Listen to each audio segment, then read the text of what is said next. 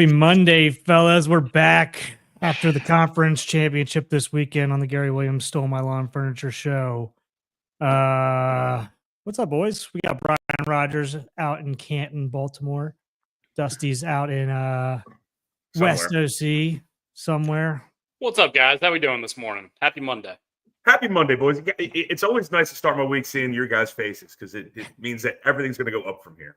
Is it all uphill? Is it all uphill or is it all downhill? I don't know. Is it on the wagon or off the wagon? I don't really know.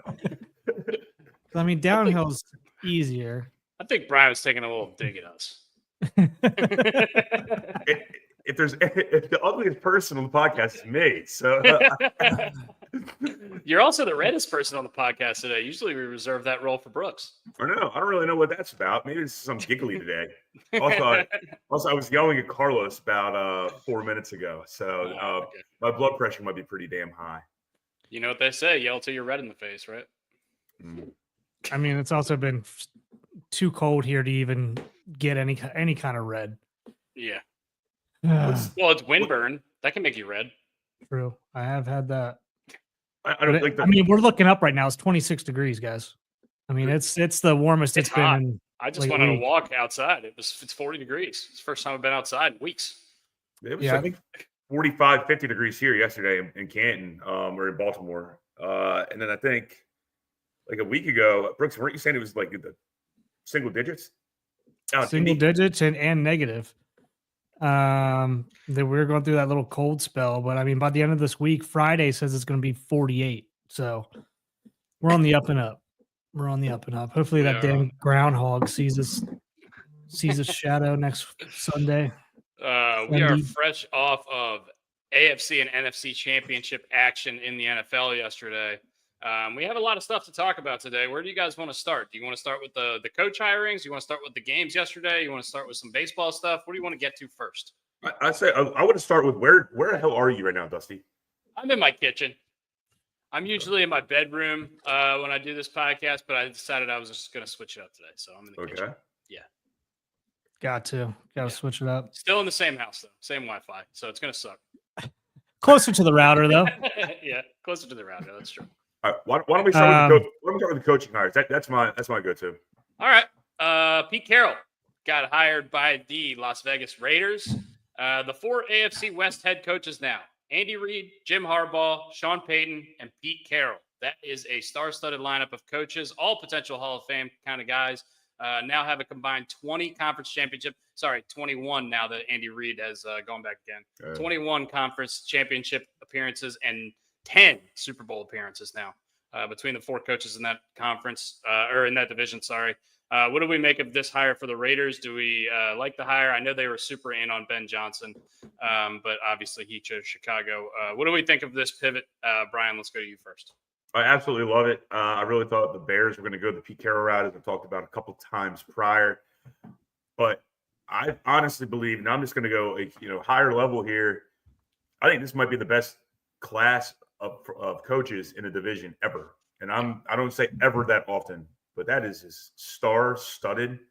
I mean, the weakest one out of all of them is probably Jim Harbaugh. I don't know.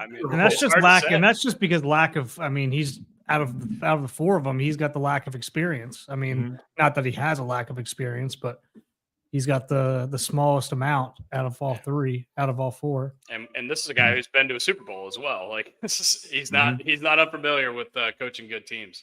I like it too. It's gold. It's great. Yeah. And I think it's great for the Raiders because Pete Carroll just immediately he injects energy into that squad right away. And it's not the Antonio Pierce, I'm going to beat your ass mentality. It's let's get pumped up, let's have a good time, and let's figure out how to get this shit right.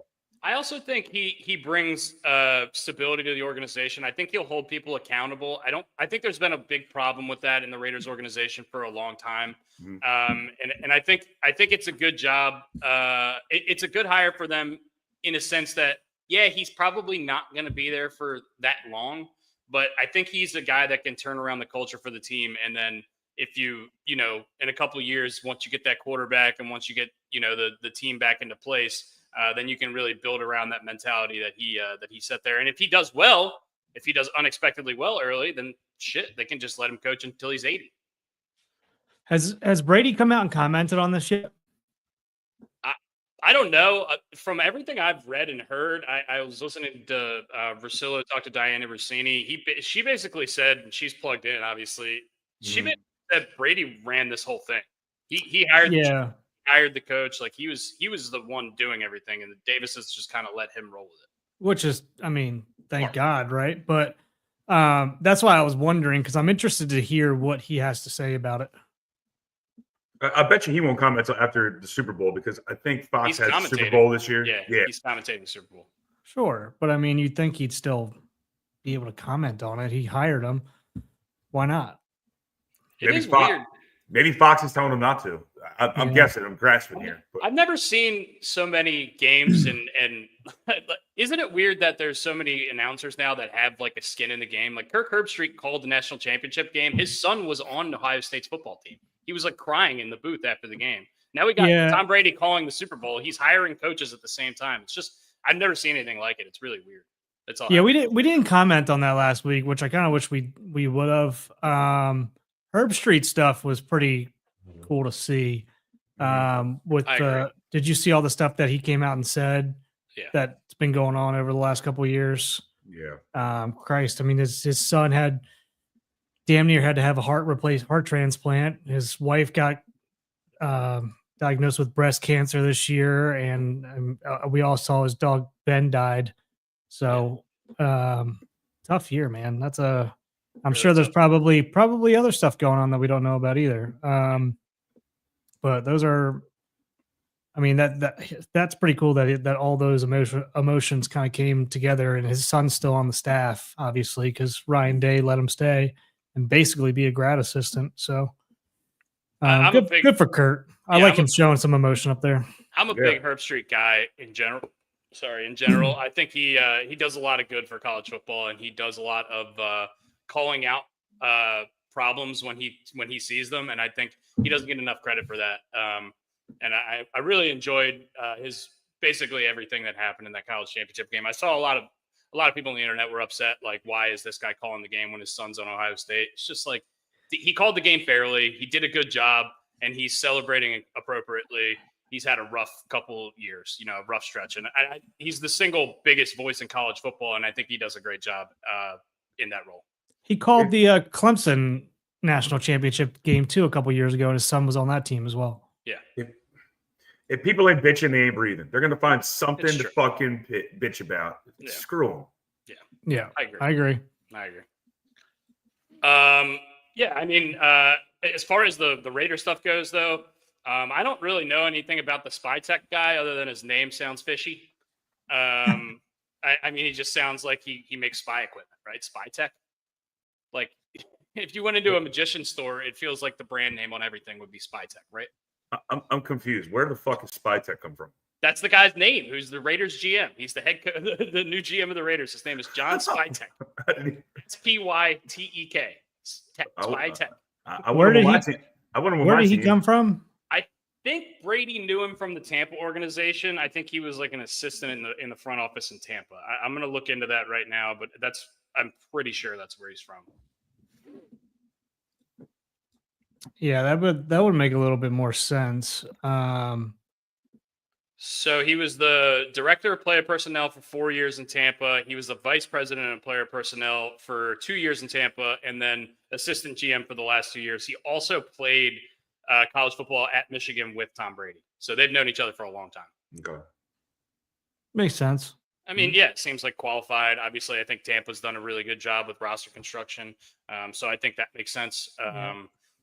It sucks for Tampa that they lost Liam Cohen. We have to talk about that next if we haven't had that on the docket already. But that is number 2 on my book here. Let's just get into it. I think whatever. I mean, it's the Raiders. They're in Pete Carroll, probably the best hire they could have at this point. Yeah, it makes them relement immediately. I agree. Yeah, let's talk about this Liam Cohen stuff. Liam Cohen gets hired by the Jaguars. He gets interviewed by the Jaguars, who conducted 2 weeks of interviews with their now fired GM Trent Baalke. And then after they realize nobody wants to come here because this Trent Baalke guy, nobody can get along with him, they fire Trent Baalke. and then immediately call Liam Cohen, who had said, I don't want to do it, and had just taken a job with the Tampa Bay Buccaneers to become the highest paid coordinator in NFL history, by the way. But I guess in every coordinator's contracts, there's language, or maybe he hadn't even signed the contract yet, but I know that there's some sort of language that you can get out of a coordinator position if a head coaching opportunity is to arise. So Liam Cohen doesn't tell anybody. He flies down to Jacksonville. He meets with the Cons. He agrees to become their head coach, and then apparently on his flight back to Tampa, after nobody could find him for the better part of 24 to 48 hours, he texts Todd Bowles and says, hey, I'm taking the Jacksonville job. And by all the reports I've seen, and Adam Schefter said it on McAfee the other day, this is the most angry any organization's ever been that they've lost a coaching candidate in respect to Tampa losing Liam Cohen. What do you guys think about this whole situation? This it's wild. I don't think they're angry about losing him. I think it's how it happened. Well, it's probably both. Obviously, they wouldn't be angry. I mean, they wouldn't make him the highest paid coordinator in history if they didn't like the guy, obviously, right? Sure, I agree. Yeah. But I mean, I guess the way I'm reading it or interpreting it, it seems like the organization is just pissed off in general of how this everything went down here. Is kind of like the vibe I got from it, but I could be reading it wrong. From his standpoint, Cohen's standpoint, is this how you want to start your coaching career? It's weird. Oh. It's also, I mean, it also says a lot about him, I guess, right? Because Tampa gave, like you said, gave him the highest paid coordinator salary ever, and then basically multiple people, probably him as well, said to Khan that like, hey, I'm not taking this job unless this guy's fired. And then they fired him, and then he came back. I mean, I don't know. It's yeah. There's a big Joe, difference that's between peeing in the pool and peeing into the pool. Happy Monday, Joe. Jesus Christ. Coming in hot. Yeah, I don't know. Location. It just reminds me so much of in the other way, I guess the reverse of like the Josh McDaniels Colts thing, where he like took the job and then didn't take the job and then went back to the Pats. It's a different situation, obviously, but it just doesn't strike confidence in me if I'm a Jaguars fan. What does strike confidence in me is that, not really. But what does strike confidence in me, I guess, is look, the Bucs have done a lot on offense in the last couple of years and have been a really dynamic offense. Liam Cohen was only the play caller for 1 year because their play caller the year before got taken by Carolina, Canales. But I mean, he definitely had a good season and seemed like he was able to scheme up a good offense. So good for Jacksonville, I guess, in that sense. Could he resuscitate Trevor Lawrence? Whatever's going on with Trevor Lawrence in the last couple of years that none of us can seem to figure out. He was this generational talent that it certainly hasn't panned out up to this point in his career, but seems like he still has flashes of it. I mean, do you guys see that Jags team being rejuvenated by this hire, or do you think all this fishy stuff with the way it started is going to get in the way ultimately? I'm going to go the latter on this one, Dusty. They seem like they seem like they're in shambles. And I actually thought that they might be one of the better teams to go to out of all pick the best bad option of all the organizations that had job openings. Now it seems like they have no fucking idea what's going on. This actually reminded me of something else, Dusty, and that's when the Washington then Redskins hired Jim Zorn as their offensive coordinator, and they didn't have a head coach yet. And then they ended up making him the head coach. Like before they even had it just doesn't seem like they have any kind of like direction. And that's Jim very Zorn. bizarre. Former Ravens QB coach, Jim Zorn. Yeah. Yeah, I think it's all weird. I'm interested to see what Tampa does now. I know Bobby Slowick just got fired by the Houston Texans, which was really a surprise because I know a lot of people after CJ Stroud's rookie year were kind of crowning him like the next guy. And then they have an off year. They make the second round of the playoffs and he gets fired after two of their three best receivers get hurt. I don't really understand that firing by Houston, but I would imagine if you're Dallas or if you're if you're a team that still needs an offensive coordinator, if you're Dallas or if you're Tampa or whoever, I would imagine you're going to be looking into that. Or if you're Detroit, who just lost Ben Johnson to, I don't know, has Detroit named? I know they named a defensive coordinator. I don't know if they named an offensive coordinator yet. I haven't seen anything about offensive coordinator, but you're going to look at systems and what your quarterback does, and that's and if really you're what it comes if down you're to. Slowick, if you can pick between those jobs, I mean, the Lions or the Bucks, you're in pretty good situations either way. There offensively, I would think I'd probably take the Lions over. I'm going Just Lions all day. Yeah. Another coaching hire, Brian Schottenheimer gets hired. Marty Schottenheimer's kid. We heard that name a lot growing up. Our father is a San Diego Chargers fan, and he is not a big Marty Schottenheimer guy. So we've heard that name a lot growing up. What do we think about Brian Schottenheimer, the offensive coordinator, now coach, who was not even calling plays for the Cowboys last year? I didn't know Marionette was spelled Schottenheimer, because that's exactly what this guy is. This is a quintessential Jerry Jones hire. This man is a puppet. Yeah. I got nothing else to add. I don't understand it. I really don't. If you're not confident enough about the hire, if you're a Cowboy fan, look no further than the defensive coordinator that they paired with him. Brian's favorite guy, Matt Eberflus, will be the defensive coordinator for the Dallas Cowboys next year. By the way, Matt Eberflus got a head coaching job in the NFL for a reason. I think he is a pretty decent defensive coordinator, but just based on how the last season went for him and how much his name got ran through the coals and whatever, it's going to be tough for him. I think that Dallas. Maybe they got him for cheap. Yeah, maybe they did. Who knows? They got him on a discount because they're paying the quarterback $80 million a year. But anyway, I mean, did we miss any? Are there any coaching jobs still out there? I think the Saints job is still the only one, right? Saints job, and we talked about Aaron Glenn got hired. Yeah, by the Jets. Yeah. I don't think he's hired any. Oh, did you guys see coordinators yet? Robert Saleh went back to San Francisco to be their D coordinator? Yeah, again? Yeah. I did like that hire. Yeah, I think he'll be good there. I love the Aaron Glenn hire. I think it's absolutely awesome for the Jets. And I know I've been beating the Jets like a drum because of Aaron Rodgers and stuff, but Aaron Glenn played there. I feel like, is that where Bill Parcells called him she? Like she will be just fine because someone asked about his injury.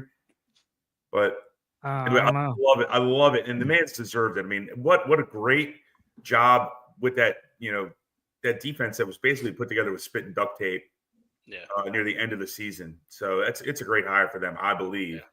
Yeah. And obviously winning is the best deodorant. The minute he starts losing, it all goes to hell in a handbasket.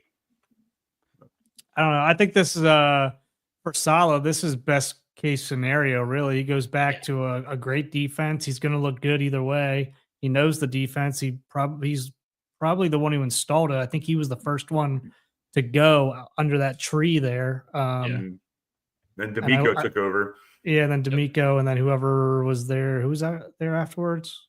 I can't remember who was after D'Amico. Whoever there afterwards Yeah. He's not as good looking of a bald man. That we could do a hot bald guy draft, by the way. Robert Saleh is he's a 1 seed.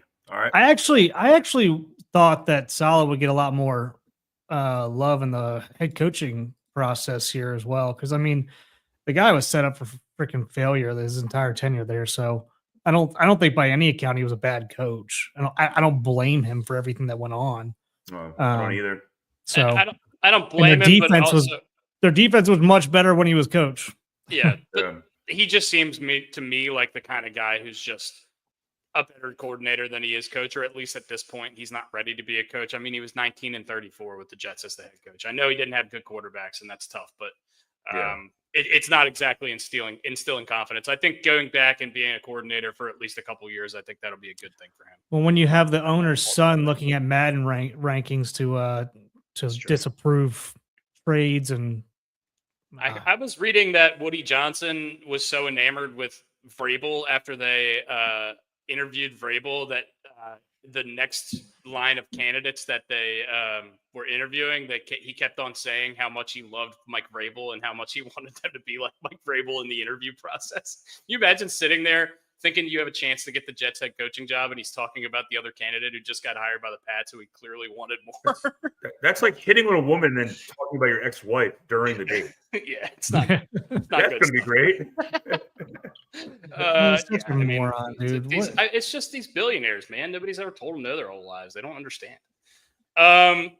Yeah. Anyway, that's the coaching carousel, at least up to this point. If we think of anything else that happened, we'll talk about it. Clint Kubiak, Gary Kubiak's son, going to Seattle. I think that's a good hire for them.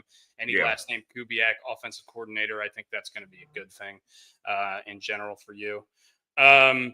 Let's talk about the games yesterday. It's been 20 minutes. We haven't talked about them yet. We got to talk about them. Let's get into them. First game yesterday was the Eagles and the Command Skins. Biggest thing in this game was the turnovers in the first half. The turnovers were bad in the first half. They kept on fumbling. Dyami Brown fumbled. The biggest play of the game in the first half was minute 44 left. The Eagles had just scored. I think Saquon Barkley had just scored his second touchdown of the game.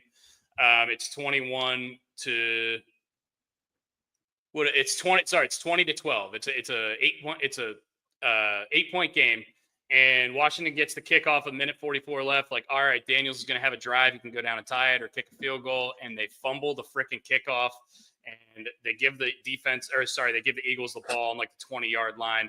The defense holds strong here, and then Mike Sainstrill, who was really good for them, who had two picks last week against the Lions to help get them here, hits Saquon Barkley like 5 yards out of bounds, gives them a gift first down when they were going to get off the field, and the Eagles end up scoring, and then they go into halftime up 27-15 instead of 20-12 or Washington getting the ball. That was the biggest play for me of the game. And then after that, the Eagles just kind of blew the doors off of them in the second half. What did you guys think about this game? Did it go as you expected? Take it wherever you want. Brian, you go ahead. First and foremost, I was yelling Dustin's name after the first play of the game, because you said you were going to bet the longest run by Saquon. I did.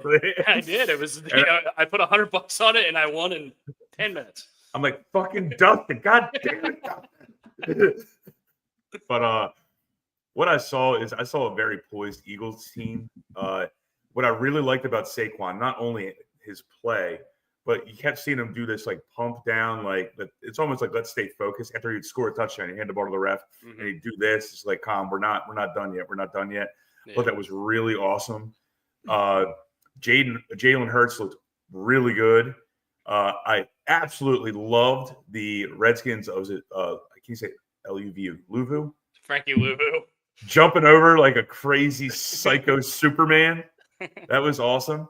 But I love the way the Eagles looked. And look, the biggest plays this game were the turnovers. There's no outside of the Saquon Barkley initial run of the first play for the Eagles drive. Was definitely those three turnovers, and that, like Dustin said, the crippling one was the kick return one to start the second half. That was it was just. And you could collectively see. I don't know how it was on the sideline, obviously, because it wasn't there, but like in the bar, watching the Commanders fans, you just saw like the life go out of them. Like, okay, we're gonna get back in this game. We're gonna get back in this game. Fuck. Yeah. Every time they were starting to push a little bit, they turned the ball over again. It honestly just felt like the Ravens, man. They every time they started making a push, it was like that's exactly what you didn't need to do at that time. Yeah. Like you said, it was the turnovers, and I think they would have had to play a perfect game without the turnovers, with how well they were running the ball. But yeah, it's that sucks. I didn't expect them to win this game. I was rooting for them. I thought they'd keep it a little closer than it was, but I think you could just kind of tell they were like, yeah, there's no way we're going to be able to get back in this thing. Yeah. They had a chance in the second half to get back into it too. They're down roughly 10 points, I think 11 points in the second half. And they start driving again. There's like still 10 minutes left in the third quarter. And then freaking Eckler fumbles. And that was it. Eckler catches the ball on the ground, gets back up. And as soon as it gets back up, it gets punched out. And that was it. That was the nail in the coffin immediately. You knew the Eagles were going to go down and score, and they did. Eagles in this game, by the way, had more rushing touchdowns than Dallas did this season. Eagles had 7 rushing touchdowns in this game. Dallas had 6 rushing touchdowns the entire year. Sorry to throw Dallas under the bus again, but I could not believe that. Yeah, the other thing is I don't know if you know or if you guys paid attention to this at all, or were listening to the game. Apparently Sirianni preaches like if somebody catches the ball, falls down, and gets back up to basically go try to punch the ball out right away. Yeah. He like preaches it every single day, which I thought was pretty intelligent for a guy that gets a lot of criticism. It's smart. It's like your guard's down because you're thinking about so many other things as opposed to covering the ball up. Yeah. Normally your number one priority as a running back.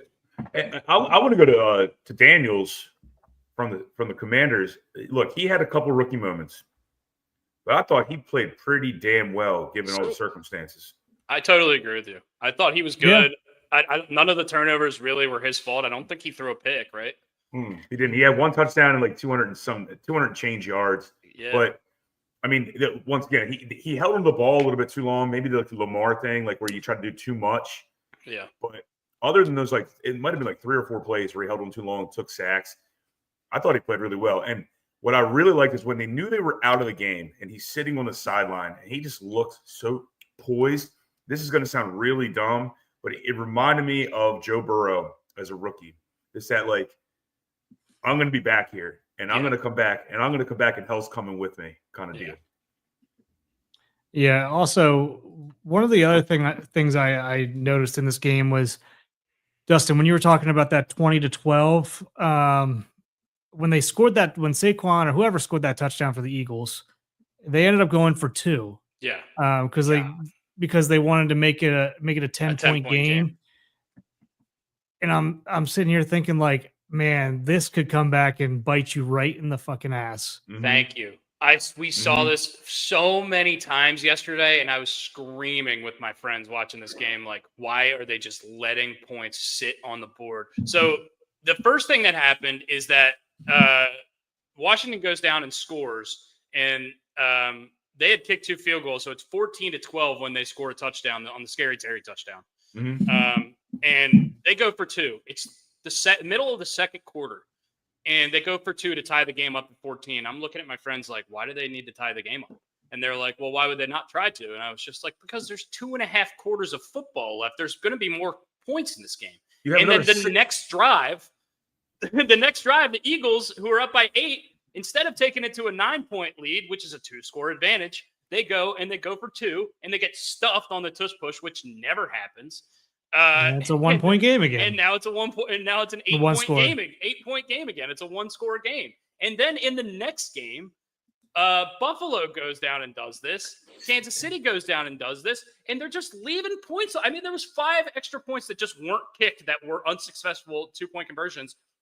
And like, if you're in Buffalo, KC, I understand, this is going to be a score fest, but you also know in Buffalo, KC, if there's 2 quarters of football play, there's probably going to be like 5 or 6 more touchdowns and field goals. Like, you don't have to worry about this yet. Worry about this later. Who cares if you tie the game with 20 minutes left? It doesn't matter. Sorry, that's my rant. No, I can tell. That's a shame. It sounds like, but so annoying. I don't understand it. And I'm sticking on the game, the first game here. Like, if you have another 5, 6, or 7 possessions, and you're going to have them throughout the duration of the game because of where you are in the game in terms of time, why the hell are we going for 2 all the damn time? And I don't want these Yale asshat analytics guys up there who haven't been laid trying to tell me to go for 2. Just take the damn points. Well, it just doesn't make sense, right? It just doesn't make sense to not make it a 2-score game unless they're just sitting there saying like, all right, well, I mean, if we make it that, then they can. I mean, then they're going to tie us on the field goal on the second score or whatever. It's just you're getting way too into the weeds with this. Sometimes you're making this game a little bit more. You're overthinking it a little bit. You can do the ESPN analytics thing where it always says go. Like it's like 4th down. It could be 4th and 48. Like go for it. Like shut the fuck up. The analytics make sense, but to a certain extent. Like Yeah, the analytics. Yeah, if it's 2 minutes left in the game, then it makes sense. But if there's 20 minutes left in the game and the game is Bills Chiefs and it's the playoffs and we've seen this 4 times before and we know that there's going to be a score fest in the fourth quarter, like don't worry about this right now. Get as many points as you possibly can until that last 5 minutes of the game and then worry about that shit. I just don't get it. It's so stupid. It makes no sense. Get analysts laid. Listen, Austin's doing his best. Analyst lead. Doug Marrone was just hired to the Patriots on the Vrabel staff. They have not announced his position yet, though. Don't hate it. I don't hate it at all. Don't hate it. I know they already named a defensive coordinator, right? Somebody who's gonna. I would imagine Vrabel is going to be doing a lot of the. They already announced the D coordinator. I forget who it was. Somebody that's pretty well known. I know McDaniels is the offensive coordinator. Who is the defensive coordinator? It doesn't matter. We'll figure it out. That second game, I'll tell you what, that was a good game. That was good. And I felt for Josh Allen. I really did. Yeah. Well, yeah, let's talk about Bills Chiefs. I just have written down the Chiefs are inevitable. Look, I knew I felt in going into the game that Buffalo had definitely some problems on defense. I think they got exposed in this game quite a bit. I think really the loser of the game, though, is Buffalo's offensive coordinator, Joe Brady. They just kept running this like stupid tush push that didn't really work. It was like a QB sneak that I must have seen Josh Allen QB sneak 7 times yesterday. And I don't think it was successful half the time. It was every single time you knew exactly what was going to happen. And the Chiefs had a chance to stop it, especially the strength of their defense is Chris Jones. He's the best player on their team. Other than Patrick Mahomes and Travis Kelce. I just don't understand why they kept doing it. By the way, James Cook averaged like 10 yards a touch yesterday. I don't understand why in the fourth quarter, when they had the ball down 3 with like 3 minutes left, the first play they ran was a halfback draw, and guess who didn't get the ball? James Cook. It was like Ty Johnson, who's like their third down running back. If you're going to hand the ball off with 3 minutes left, maybe give it to the guy who's running for like 10 yards a carry right now. I just don't get it. I thought Joe Brady was terrible yesterday. I agree. I just thought the offensive coordinator for the Bills lost them the game. I just did. Straight up. That's a shame for the weekend or week is they didn't give James Cook the ball enough. Like that is that's a shame.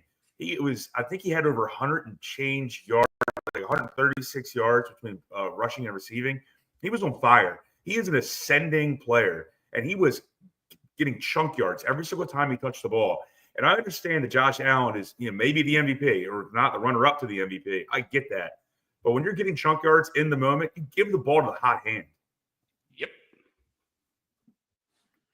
I got nothing else to add. The one thing I did want to add was all the shit that did you guys see Portnoy stuff that he came out with the NFL rigging shit? Well, first of all, the on the last drive with the spot of that ball was seemed that sneak. Yeah, seemed a little bullshit. Even the spot where the tight end caught the ball where he ended up, it probably shouldn't even have been a sneak before. Yeah. And then that they were talking about the flag when I don't know if it was Knox or Kincaid dropped that ball. I know it was Kincaid. Yeah, he was just throwing it up just to throw it up, and hopefully something good happened. And for all intents and purposes, that was a pretty easy catch he would probably make 9 out of 10 times, like we saw with Andrews. But and then all of a sudden, like there's a flag on the play, and then somebody was like, and then they just waved off the flag. They're like, yeah, they threw that flag because if he caught it, they were going to call something on the Bills. I'm like, all right, we're getting too much into it now. It seem like for 20 years we watched the Patriots with Tom Brady, and like every time that play happens where like they throw it up like that weird crazy the ball gets batted up in the air situation, and it just feels like the Patriots always came down with it. For 20 years it felt like they came down with it. It always goes in their favor.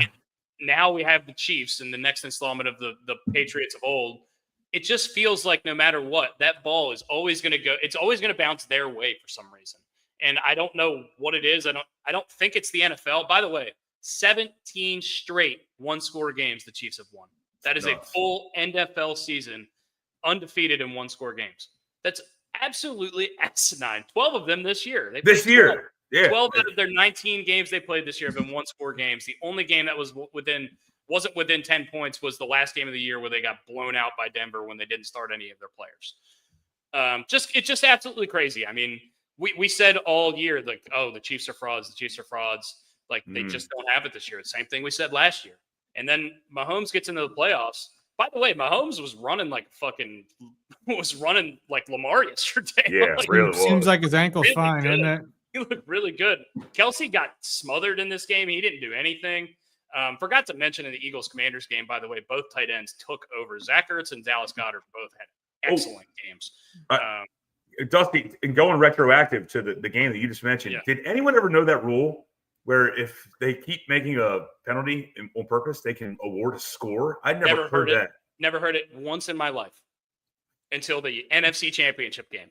Mm-hmm. Oh, because nobody was probably doing it. That's the first time it's really happened, I guess. The video that whoever sent in our group chat this morning of the guy jumping over the desk at the judge was hilarious. Oh man, I'm sure like there's probably a lot of people or coaches and stuff in the NFL that probably know about it or have heard about it, but they're like, screw it. Let's. If I were, I don't blame them either. It's like, screw it, try it until they tell you can't do it anymore. Maybe one time you'll line it up. Yeah, Cook was unstoppable in this game. They just. I thought the offensive coordinator was bad. I thought the red zone calls were bad. Remember. Before Curtis Samuel caught that fourth down touchdown in the fourth quarter in the back of the end zone, the play before that was 3rd and goal, and they just ran like a fade route to Keon Coleman on the right-hand side, who was smothered by 2 guys. Like, what is that play call? You're running a fade route on 3rd and 10 when you have Josh Allen and James Cook. Like, what are you doing? So frustrating. Did you guys see the Xavier Worthy breakout? I wanted to say that too. Xavier Worthy, first rounder this year. Okay, how was that a catch? Do you guys think that was a catch? I thought he picked it live. When I saw it live, I was like, "Oh shit, he picked it off." I mean, the ball hit the ground. Neither of them had possession of the ball, and somehow they called it a catch. Yeah, I don't know. I don't know the rule. There was a holding call on Buffalo anyway, so it didn't matter, right? Yeah, I guess so. They have fail safes. I mean, it does matter. It's about a 20-yard difference. There was so much going on in that one play that it was even hard for us to comprehend. And we know sports pretty damn well and know the rules, I think pretty well. So, besides jumping over the line. Yeah, don't know anything about that. I don't think anyone, if anyone knew that, please let us know, because I've never heard that in my life. I mean, then Mike Tomlin then Jacoby Jones should have had another touchdown when Mike Tomlin tripped him. Well, that's what Austin just said. Yeah. Oh, I was at that game, by the way. I was at that game. Do you think it was an interception? See, look, I disagree with that. I think if anything, it's incompletion. Yeah. Or Worthy caught it. I don't think it's ever an interception. The Bills defender, I think he had the ball first, but I think Worthy rips the ball out of his hands before he gets to the ground. I just think it's incomplete. I agree. I think it's half the ball's on the ground and neither of them have true possession of it. I think that regardless of the fact that it's wedged in between the 2 players, I think there's no way I think that ball hit the ground. I think that's a 50-50 ball. And I think if the 50-50 ball hits the ground, then it should be incomplete. I don't think it changed the game though. I think the Chiefs would have won anyway. I just do. No, it was just one of those plays that you're just like, what the fuck was that? By the way, so first drive, Allen throws the first 2 balls that he throws should have been picked off. Both of them get dropped by the Chiefs. Allen also fumbled twice in this game and was able to recover both of them. One of them was insane. One of the best fumble recoveries I've ever seen, where he just fumbled the ball, gets rolled over the guy, and just scoops it up while he's getting rolled over. It reminded me of Jadeveon Clowney when he knocked that guy's head off. Yeah, I couldn't believe it when it happened. I was like, holy shit. And the announcers kind of just like glazed over it. I was like, why don't they talk about that like forever? Like, there's no way. Like 90% of the quarterbacks, that's gone. That's a touchdown the other way. One of the best lines Jim Nantz has ever had, other than "Hello, friends," is Brian Culata. Brian Culata, I love the shit out of you, man. He's texting me right now. But he's talking about what you said with the Commander stuff, Dusty. But Jim Nantz coming out, and when that Buffalo Bill bulldozed, he was a D lineman, bulldozed an offensive lineman. He goes, and I guess the Chiefs, lineman's named Caliendo. He goes, I can't tell if that was Mike Caliendo or Frank Caliendo trying to stop that guy. I've got some breaking news per Jeremy Fowler and retweeted by Adam Schefter. The Ravens and offensive coordinator Todd Monken are finalizing a contract extension to keep him in Baltimore. We don't know the details of how long yet, but that's good news. We got Todd Monken, and last time a coordinator signed an extension, they ended up being the Jags coach. So hopefully he doesn't end up being the Saints coach or something. That's where you took it out of my mouth. Do you think he was trying to get poached by the Saints? I don't know. Why would you want to go be the coach of the Saints instead of being the coordinator for the Ravens? Especially if I would imagine they're going to pay him a ton of money to stay, right? I don't know if he's interested in being a head coach at this point in his career. This is Joe. I think this is a bad take. Sorry. Yeah. Yeah, Joe. I'm not on board with Joe on this one, man. Yeah. No.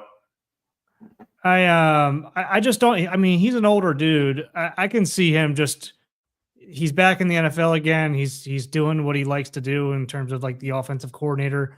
He's got Lamar Jackson he gets to have fun with and Derrick Henry. I just don't know if he'd be interested in going to be a head coach besides unless he needs the money to go do it. Who knows? But the Saints job feels like Steve Spagnuolo's to lose once the Chiefs are done. Yeah, I could see one more shot. If I'm Steve Spagnuolo, I'm not jumping off that train. I wouldn't either. Why in God's name would you do that? Well, you're gonna get more money, and it's your last shot at probably being a head coach. This is just a pure feeling. Cliff Kingsbury is not going there, no chance, because he's gonna have another opportunity. Because Jalen Daniels is never gonna ride the wave for a little while. He have a better opportunity and a better job next year. So I think it's Spags. Yeah, if he. Again, he's already been a head coach with what the Rams when they were still in St. Louis. Yeah. Well, I don't know. If I'm Spags, I'm planting my flag in Kansas City and saying I'm the best coordinator in the history of football. He's already a Hall of Famer. Yeah. Yeah, I mean, at this point, I don't know if assistant coaches can get into the Hall of Fame, but I think you'll make an exception. So Patrick Mahomes now, this is his 7th season in the league. Hold on, let me pull this stat up. I think I might be able to go through it on my own, but actually I can't get through it on my own. First year in the league, he sits. Second year in the league, he starts. Dee Ford jumps off sides, or otherwise they would have gone to the Super Bowl because Brady threw a pick on that play, but it didn't matter. Patriots end up winning, but he loses in the AFC Championship. Next year, he wins the Super Bowl against the Niners. Jimmy Garoppolo barely overthrows Emmanuel Sanders. History would have been changed forever, but whatever. Year after that, he gets concussed in the first drive of the Super Bowl and gets absolutely demolished by Tom Brady and the Tampa Bay Bucs defense. I think we could argue that would have been a great game either way, but the Bucs defense that year was outrageous, and also they still had Tom Brady. Year after that, they lose in the AFC Championship to Joe Burrow. Year after that, they win the Super Bowl. Year after that, they win the Super Bowl. Year after that, right now, they are in the Super Bowl. Did you just rip all that off the top of your head? Yeah. So in the 7. You need a life, dude. You need a life. That was amazing, by the way. I know, they beat too. They beat the Eagles the first one, and then they beat the Niners again in the second one. Holy shit, dude. That was awesome. So this is the start of his career, is 7 years where he has made the AFC Championship all 7 years. He's only lost it twice, and he's lost in the Super Bowl once. He is already the second most wins in playoff history, and he's not even 30 yet. He passed Joe Montana for playoff wins yesterday, who's won 4 Super Bowls. And he's not even halfway to Tom Brady. He's not even 30 yet. And he's not even halfway to Tom Brady, which is the craziest thing. Mm-hmm. I want to point it out because, whatever. I'm sick of it. I'm sick of watching it.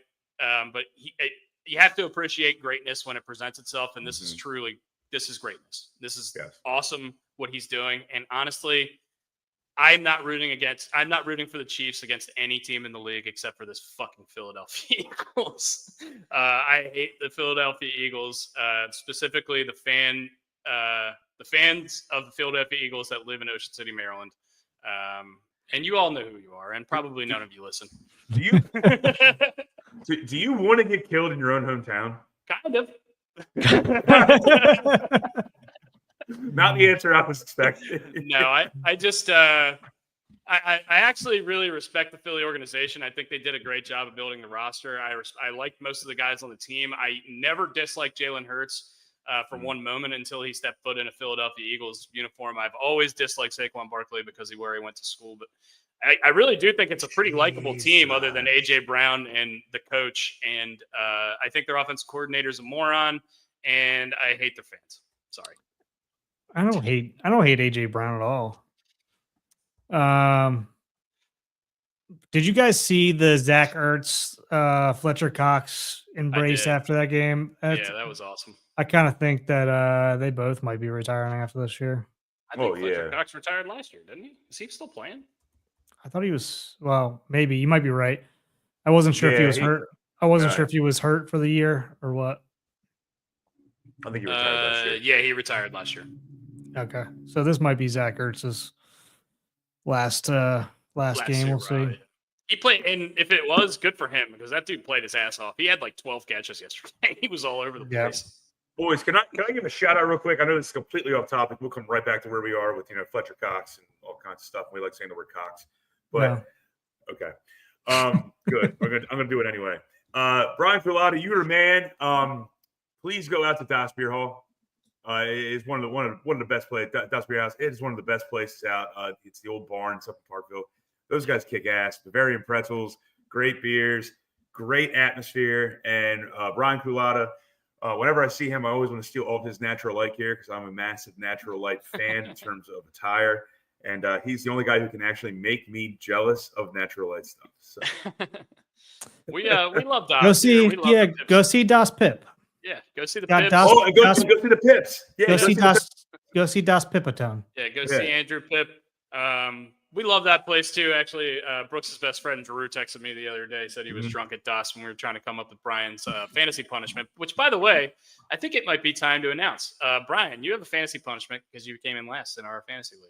Fire away, because I'm not paying attention to you fuckers anymore because my team was so terrible. There is a shirt that Drew wants you to wear while you do it, called the Dick Shirt. I don't know what it is, but he has that information. You have to do You have to do the value menu $9.99 at Camden Yards wearing a stupid shirt.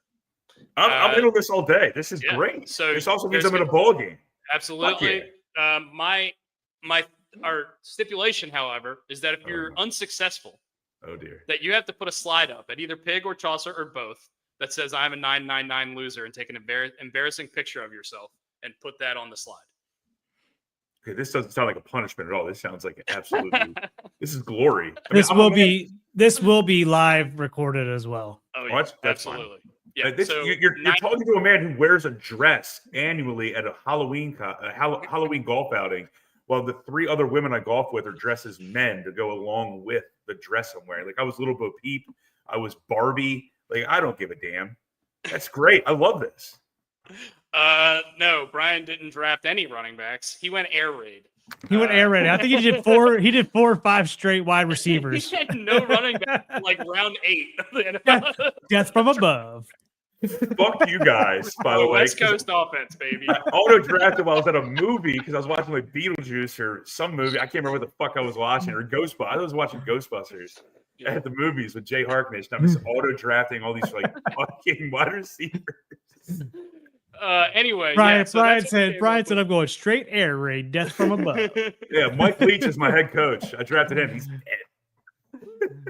Oh man! R.I.P. Anyway, Mike Leach. Yeah, so that's the punishment. Now that the value menu is at Camden Yards, the $9.99 is cheaper than ever.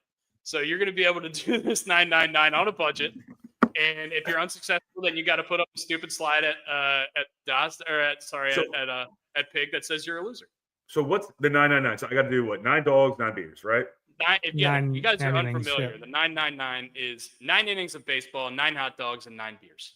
You have to finish all of them finish 1 hot dog and 1 beer per inning for 9 innings. It's And, tough. Tough going. My friend Katie Power says we have to stop hating on Penn State. I have nothing against Penn State, but the two gentlemen to my left and right, Katie, I don't know what they got going on, but they really don't like Nittany Lions. Do you want us to stop hating the Yankees and Duke as well? I'll let Katie kick your ass, not me, man. One of our most loyal speaking of, listeners, Chris go ahead, Merrick Gus. is a Penn State guy, so Yeah.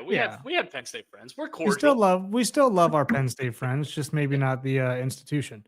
But speaking of a guy that came from that institution, are the Giants just? I mean, they have to be beside themselves that they just let their division rival just take Saquon, the best running back in the league, and now he's in the Super Bowl. After he said on Hard Knocks, the owner said on Hard Knocks, basically anybody but the Eagles. I think Saquon in 3 games against the Commanders this year, after yesterday's game, had like 450 yards and 7 touchdowns or something like that. 3 games. He's so good, man. He's so good. And that offensive line makes him so much better. It just feels like he's going to break off a 50, 60-yard run every game, at least once. I mean, I think he broke the NFL record for like 6 or 7 touchdowns of over 50 yards rushing, which nobody's ever done before. Not even close. Like he's just different, man. He's so good. I don't know what else. But between now and the end of the Super Bowl, we're going to get tired of hearing about Saquon Barkley and the Giants. And it's nothing against Saquon Barkley. It's just what the media is going to do. Yeah. And then also, we're going to get so sick of hearing the term three-peat. It's going to be so annoying. Just like we got, even though we're Ravens fans, Harbaugh. Like, it got so annoying. Shut the fuck up. Shit, even during the game last night, it was like, I saw somebody's tweet say like, every time that Tony Romo says, against Baltimore last week, and they had a meme underneath it's like, shut the fuck up. But I just saw that Dustin in our notes for today has the Bills/Queefs game. Yeah. I mean, whatever. I just started giggling as you guys were talking. The notes were sparse today, so I had to throw some funny stuff in there. Coach is not kicking extra points. We already went over the coaches that got hired. What happened between the Giants and Saquon? Tell the listeners about it. Saquon didn't get re-signed, and now he's got like 2,500 plus and counting yards going into the Super Bowl.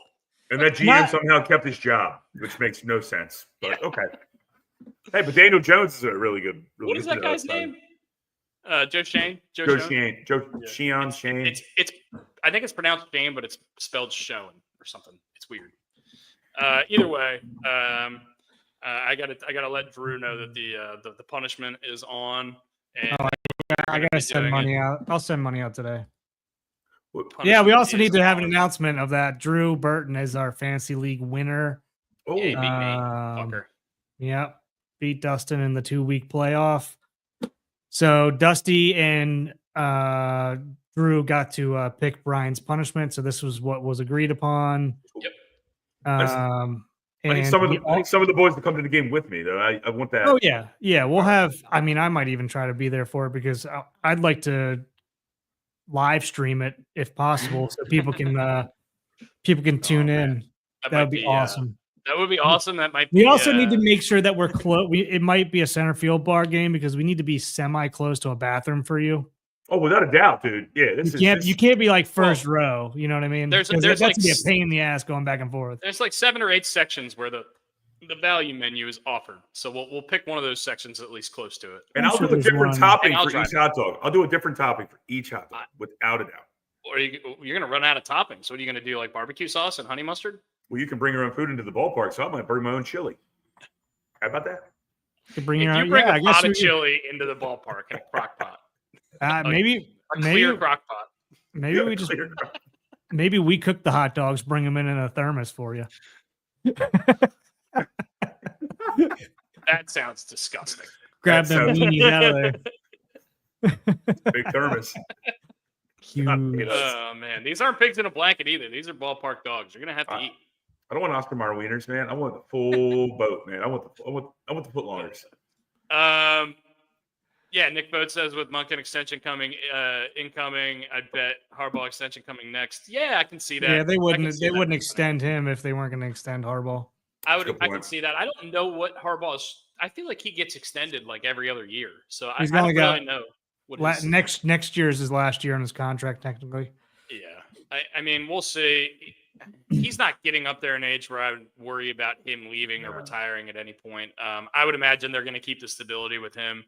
I did like that Derrick Henry on social media when they said we had a great season, like thanks King Henry or something like that. He responded, "Let's run it back." Run it back. So, yeah. so hopefully that means he Well- wants to come back. I know he's technically under contract, but I think it was kind of a phantom 1-year deal. So I think I would assume that they're going to have to renegotiate. Biggest need other than that is definitely left tackle. We just need to know if they're going to sign Ronnie O-line. Stanley. Yeah. Nick thinks I was talking to Nick Vogt, who's a really smart dude. Mhm. He seems to think that Ronnie Stanley will be back on a team friendly-ish deal because of his health issues, because of the fact that he's been a little inconsistent. He's already on a team friendly deal right now when they renegotiated his contract. I don't know if he'll do it again. We'll see. I mean, obviously, I don't know. I was hesitant about that as well, but we'll see. Obviously, they have options. Maybe Rosengarten could move left, and they could draft somebody to play on the right, or they could just draft the left tackle. There's a lot of options, or they could sign somebody in free agency. Mhm. But we'll see how they decide to rebuild. It is good knowing that Monken will be back. By the way, I wanted to mention this earlier, but I just remembered with Liam Cohen leaving Tampa. Baker will be going now into his 8th NFL season, and he will have as many offensive coordinators as he has played seasons in the NFL. This will be his 8th offensive coordinator in 8 seasons in the NFL. Hard to be successful. Really, really tough to be successful when that stuff is happening. Which is Changing also every which is also a testament to him, yes. given that he's had a couple successful seasons and he's got to consistently learn a new fucking offense. That's bullshit. Crazy. Yep. It's absolutely crazy. It's asinine. I remember with Flacco, we complained about it for a long time. It seemed like we had a new offensive coordinator every year, and it wasn't always our fault. Kubiak had a good year, and he got hired away. And that kind of stuff happens. But I think there's a similar thing going on with Philly and Jalen Hurts. I think he's had 4 offensive coordinators or 5 offensive coordinators in his short tenure. But yeah, I mean, look, it's Chiefs Eagles again. If you would have told me this halfway through the season, I would have believed you because these are 2 of the best teams in the league. It sucks that Detroit didn't even get a chance to match up against the Eagles. I think that game would have been really fun in Detroit. They obviously just weren't healthy. And you can't turn the ball over that many times in a playoff game and expect to be making it forward. It would be cool to see the Ravens, but the Chiefs is the Chiefs. So they're going to make the Super Bowl every year, and there's nothing you can do about it. Kelsey, by the way, didn't do anything in that game last night, which I thought was crazy. This is what I wanted to say. Except talk shit. He talked shit the entire time. Yeah, Never got so called for any this kind week- of. Brooks, you do this because this is ridiculous. This week and last week, I mean, straight up by the letter of the law was just taunting people after touchdowns 2 weeks in a row. I don't see him rarely ever do this in general, but this has been 2 weeks in a row that I've seen it in the playoffs, and there's been no flag called. It's like, what are we doing? Like getting in people's faces after a touchdown for no reason. And then, last week he scored that touchdown, then just stood over the defender and stared at him, which was a huge point of contention at the beginning of this year, last year. So this is just something that I don't know. I'm not sitting here. This isn't sour grapes. This is not bitching, moaning, and whining because they're successful. But like when people are getting flagged for doing like the peace sign to guys while they're running past them, going into the end zone, but Kelsey can stand over guys, basically put his dick in their face. That's pretty fucking stupid. Yeah. That they're not flagging this stuff. And look, I'm no conspiracy theorist. I'm not all these people that think the Chiefs are getting calls. This is just simplistic. This guy is legit taunting people, and we're not calling the penalties. I'm a ref, but. Oh, and to be fair, the guy who did the peace sign was on the Chiefs at the time when he got flagged for that. Well, Zay Flowers scored a touchdown last year and stood over the guy in the end zone and got flagged for it. That's the exact same that thing. It's the exact same play. It's frustrating. It's just one of those little things that makes me despise Travis Kelce, even as a Swiftie. But it's one of those little things that gets them wins, though. Like, he's really good at getting under the opponent's skin and getting them off their game. And he's doing it on purpose. He knows that he's being a dick, but he's doing it on purpose, and he's good at it. And also, at at a certain point, you can't be that good of an athlete and not be a cocky asshole, right? There's got to be that. That's got to be in you. That's an aspect to the game too, Yeah. like getting under people's skin. Like Yeah. DBs do it all the time. Yeah, I mean, Michael Jordan isn't Michael Jordan if he didn't talk all that shit. You know what I mean? Yeah. Larry Bird. I mean, it's gamesmanship. I get it. And look, if he can get away with it, then fucking good for him. Get away with it. Yeah, I'm not mad at him. It is. I'm mad at the refs. Yeah, exactly. And it's the same shit with Mahomes flopping out of bounds and Aikman calling him out. He's just like, you shouldn't be doing that shit. Well, guess what? He does it all the time, and they always call it, and nobody ever reprimands him for it. So why wouldn't he keep doing it? Because he's going to win games because of it. Why wouldn't he take those free 15 yards? Yep. I would. Yeah. Also, just a couple. Did you see that the refs the NFL came out and said that they're going to expand replay to see the quarterback hits thing after? Did you guys see this yesterday? No. So NFL is talking about expanding replay next year again. And one of the things that was included was the late hit on the quarterback sliding because of the Mahomes play basically last week was the reason. They got a lot of backlash from that. Yeah, they did. Yeah, and deservedly so. So I think that's a good thing that the NFL is at least acknowledging that there's a problem and maybe they're trying to fix it. We'll see if it plays out, if they how actually fast do it it. actually happens. I also think they need to discern, like, there was a face mask yesterday in the Chiefs-Bills game that went for 15 yards that, like, the guy went like this and then, like, let him go and he didn't rip his head around or anything. And that's, like, I understand if it used to be 5-yard or 15-yard and it was up to the ref and it didn't really work. But there's no way that should be a 15-yard penalty. Like, that is a drive. That's a drive killer as a defense. A 15-yard penalty. It's like a holding call on the offense. It's brutal. So I think there needs to be some sort of a punishment that I don't think the punishment matches the crime in that situation, and I think that happens a lot, and it's frustrating. I think there needs to be a better way to officiate that as well. Yeah, I just don't think they'll change all these things at once. I think it's going to be like a one thing at a time because they're not going to like make all these rule changes, then send it, especially after this kickoff thing. And I'm sure there'll be some tweaks to this in the offseason because this is the first year with it. We'll see. But yeah, I mean, doing all these different things all at once is, I mean, you're throwing a lot of shit on a lot of people to try to pay attention to all at once. So I can see it happening like a little bit at a time. I don't think everything's going to happen all at once. And just use the expedited review as much as possible. Let's use it. Yeah. Like, we clearly know sometimes when it's a catch or not right away. We don't have to take a commercial break and spend 10 minutes talking about it when the ball clearly hit the ground. And they still do it from time to time, and it drives me nuts. When half the time they're just like, okay, that wasn't a catch. Let's keep it moving. I don't understand why that's half the time. Got to get those playoff ads in, baby. Always the ads, baby. And by the way, I specifically ate wings yesterday because every fucking commercial break had wings associated with either Buffalo Wild Wings, Wingy? Wingstop. Brian liked Wingy. Brian love wingies. Dude, so the McConaughey ad got me. Jerry's eating rice. Huh.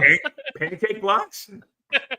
Well, then there's the Gronk commercial yesterday. I don't know if that's the one you're talking about, where he's like wiping Drew Brees' mouth and his fingers after every bite. Yeah.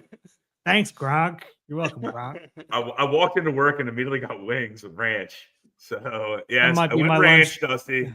That might be That's my lunch fine. today. You're allowed to like ranch. I like ranch. I just like blue cheese better. Something magical about buffalo and blue cheese, man. Anyway, before we get into our draft, let's talk a little bit about baseball because we had a couple things come out. Adam Jones. Yeah. Adam Jones has been hired by the Orioles as a special advisor to the GM and community ambassador. He will serve to, assist Elias with community outreach. And I don't know exactly what his role is. I think we'll learn a little bit more about it as it comes out. What do you guys think about this? I think it's always good to see a legend come back to the organization, right? I agree. They haven't said what he's going to do or anything like that yet. And I see his tweet right here. He said, "Let's go. Just want to be a resource." So they said they're going to use him as like a special instructor down in spring training as well, which I 100% agree with. I think they do that anyway. I don't see where there's a downside here. There's no downside. I mean, he's always been a great ambassador, even when he was still playing ball, but over in Korea. And he's always kept in touch with our friend Amanda Sarver. Love you, Amanda, by the way. But it's a win-win for everybody, and dangerously delicious because now he can get pies again. Maybe he can start pieing people in the boxes in the booths. That would be all. I guarantee you, him and Ben McDonald have some fun back and forth. Yeah. Let's get an Abbey burger in the stadium. Get the AJ10 burger in there. Hell yeah, why not, man? Are you guys a fan of peanut butter on your burger? That's the AJ burger. Yeah.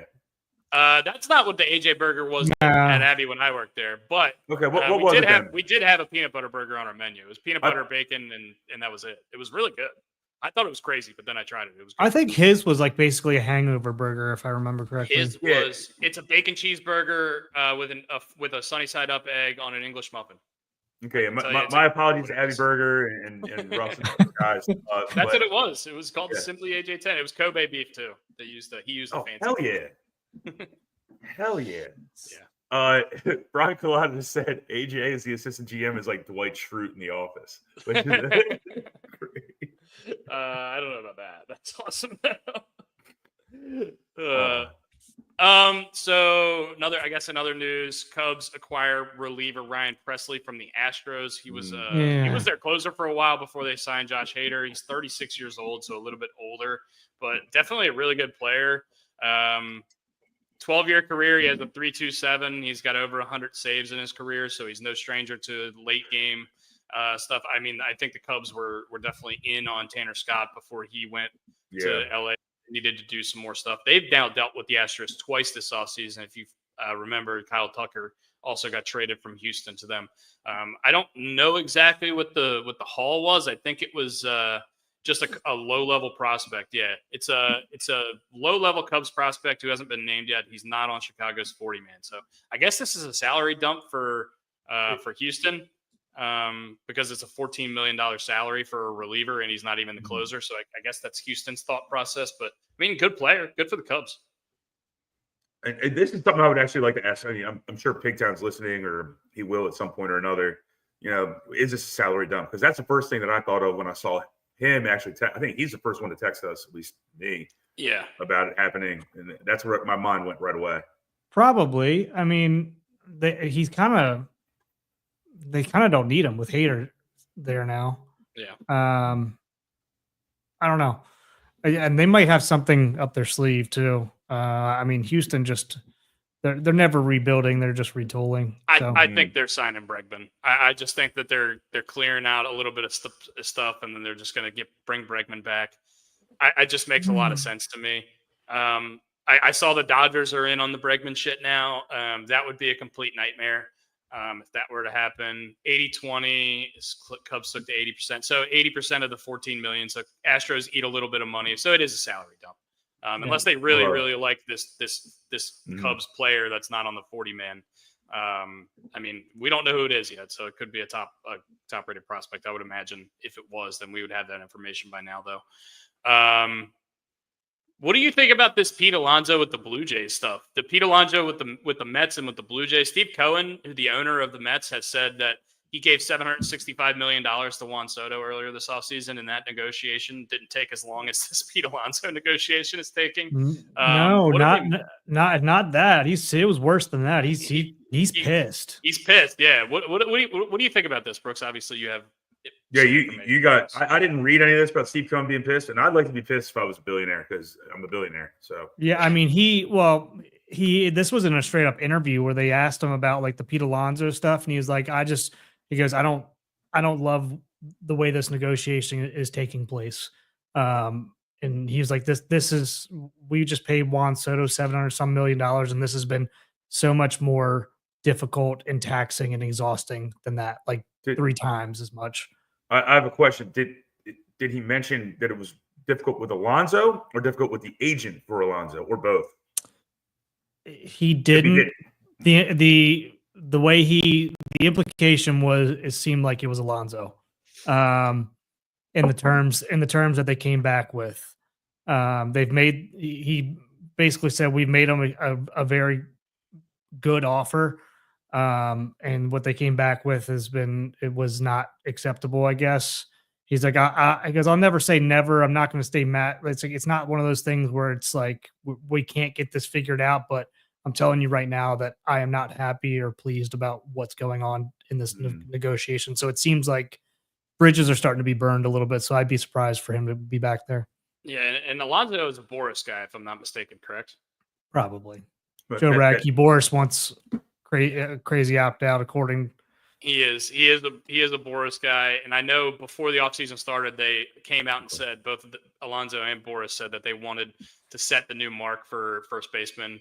I think it was 30. I think 30 million is the most ever been offered per year. I think that was Miguel Cabrera or Pujols, one of the two. I think he wanted 31 a year, and nobody's offering it to him, especially over a long term.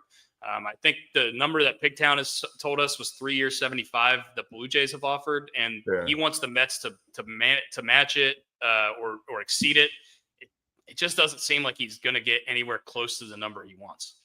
Well, and if he does, it's probably something to do with the opt outs, or however this thing is structured, or the years. I don't know. But yeah, it doesn't look good based on the interview I saw with Cohen, and that could be him trying to get some leverage. But yeah, I would be surprised based on what I've seen if he's back there. I wouldn't be surprised if he just ends up in Toronto, but I just don't know what Toronto's doing up there. Like, are they dumping? Are they like? I mean, like, if they sign Alonso, they just added Alonso and Santander. That's 80, 90 home runs. I know, but they were actively looking to get rid of Vlad and shopping Vlad and actively shopping Bichette, and I just don't know what they're trying to do up there. Yeah, it seems like it's like a week-to-week thing. They have no direction. It seems like yeah, I think you're right. It feels like they were obviously probably wrong, but it just feels like it's different every week. Drew requests whatever shirt, I don't know. He was drunk when he texted me. Drew requests that you do the 999 in a hot dog costume. Would you be down for that? Hold on 1 second. He's already got one. I know. Oh, it's got mustard on it. Oh, it's got ketchup on it too. I'll put it on right now for you boys. Oh, but before you remember last year we were walking into the Orioles game and the Pips were doing their leagues. Oh yeah, that was fucking awesome. They lost their basically and they had to play music outside. Yeah, they're busting outside. Before I put this hot dog on for Drew, shout out to Chris Ruley. This is his merch through Route One Apparel. It's got the grade 8s on the back of it. Yeah, for the you can't see, it says the grade 8s, and on the back it has Lamar. Oh boy, all the grade 8s of the Baltimore, Washington greater area. So really cool shirt. Shout out to them for giving Brian that shirt. But yeah, Brian's gonna be wearing a hot dog costume, doing the 999, and we'll get you that content. Obviously, I have it written down on here. 17 days. Well, it was before, but 17 days till pitchers and catchers. For the Orioles, that is only 12 days for the first pitchers and catchers, which I believe is the Cubs, because they have to go to Japan for some sort of preseason thing. So they're starting a little bit earlier. Do you trade Mountie to the Mets if Pete goes to Toronto? I mean, maybe. I don't know. You could. It depends on what the Mets have to offer. I don't know what are we looking for back. It's got to be starting pitching, which I think that they're kind of lackluster on too. I don't necessarily love the trade partner there, just because I don't think of the Mets as having an excess of talent at the pitching. Unless it's relievers, because I think we've talked about this before. I think we're going to go heavy reliever now. The starting pitching market's pretty much shot in regards to who's Flaherty's still out there, by the way. I can't believe that. But maybe they have. I mean, there's trade stuff too that could still happen. But fair. I just came across this tweet about this college basketball schedule. It's crazy. Speaking of college basketball, how about them Terps beating your IU team yesterday, Brooks? Yeah, no, yes. I didn't actually watch the game either. I looked at. Suck it, Caitlin. I literally looked at it like. Right as the game was ending, I was like, "Oh shit, the Terps are playing," and it's like, "Oh, they won by 1." Yeah, they should have won by 10. I watched a good amount of the first half, and then I was kind of in and out on the second half, but I did watch the last 3 minutes of it. They should have won by more, but who cares? They won. Mhm. I did see a little tweet talking about their run of point guards we've had since Melo, Anthony Callan, Fats Russell, Jameer Young last year. We got Gillespie this year. We've had a good run of point guards at Maryland. Good for us. And finally, we got Derek Queen, a big man in there to dominate. And I don't know how much transfer portal money he's going to be worth next year, but I hope we I hope we make a GoFundMe page yesterday. What are you talking about? He's going to the league. You think he's going to the league this year? Mm-hmm. I don't know, man. There might be more money in the NIL stuff. No, the NBA is locked and loaded with money. I don't think you're that's right. an issue with You're right them. about that.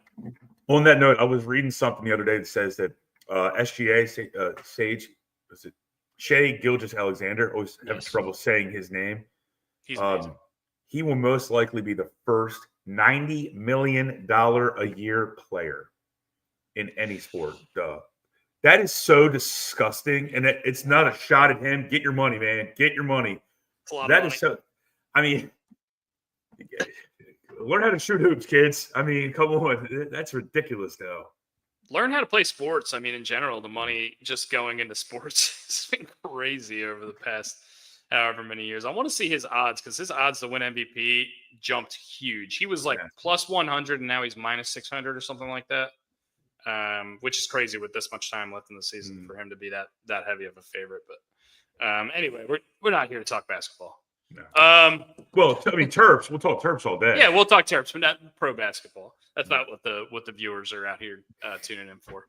But yeah, go Terps. Honestly, should be getting a whiff of that top 25 action coming in here shortly. Definitely one of the better teams in the Big Ten. I think they have a legitimate chance to win the Big Ten regular season this year. And we'll see how they do in the tournament. That's always been the gripe since 2002 with the Terps. Just haven't really performed well in the tournament, even in the years that we've had good teams. But yeah, good for Willard. We were saying earlier in the year after we lost some bullshit road game that a lot of people were talking shit about Kevin Willard. Kevin Willard can't win big games on the road. And I mean, the last 3 or 4 games that we played on the road, we looked damn good. So good for the Terps for getting back. I know Ovechkin's only 20 away from his from the goal mark now, so we'll be keeping tabs on that. Once he gets in within 4 or 5, I'm probably going to be watching every single game, just in case something crazy happens. Because if he scores a hat trick to get the record, I'm not going to want to miss that. So I was talking to a guy the other day about they're already kind of projecting when he will break the record for next season, and tickets. Everyone's trying to pre-plan to buy tickets around those dates because those tickets are going to go out through the roof. Yeah, this is the shirt that Drew wanted you to wear. I'm in. Good. I'm in. Dog legs, some dog leg dicks. I'm in. I'm in. What brand? I need to know sizing. Golf Gods. I don't know. I'll send it to you. He sent it to me on Instagram. Fine. He's like, I'm requesting this as punishment. Totally fine. Hopefully we're playing the Blue Jays. Those are blue penises. Yeah. We can line that up. We are playing the Blue Jays on opening day, but it's in Toronto. Yeah. Tony Tater's in Toronto. All right, let's move on to our draft. Yeah, here we go, baby. Who won? We might do 2 drafts this week. Nobody knows who won the draft because we didn't put it out. So what we're going to do is we're going to put out last week's draft today on Instagram so you guys can vote. And then we're going to do a bonus draft on Thursday. So we're going to put out a bunch of draft stuff. We're going to put out last week's draft today. We're going to put out today's draft on Thursday. And then the draft we do on Thursday, we're going to put out over the weekend and see what you guys think. So we'll have a couple to reference, or we'll talk about it. We might do that differently. Either way, last week's drafts was serial. We don't have a winner, but last week the order that we went was, hold on, let me pull it up. Hey, what up, British Raven? How you doing, buddy? What's up, British Raven? Sorry. What was last week's serial? Where you at? I went first. Brooks, I went you went second. It was Brooks, Brian, Dusty. So if you guys want to flip that or however you want to do it, I don't care. Dusty, you pick, man. Go for it. You want me to go first? No, you pick the order. Let's okay. go with that. I'll go first. All right. Screw it. And then who's going second? Let's go Brian second, Brooks last. Brooks, you get the wraparound. Go. Okay, so I get first overall pick, best movie villain ever. Wow.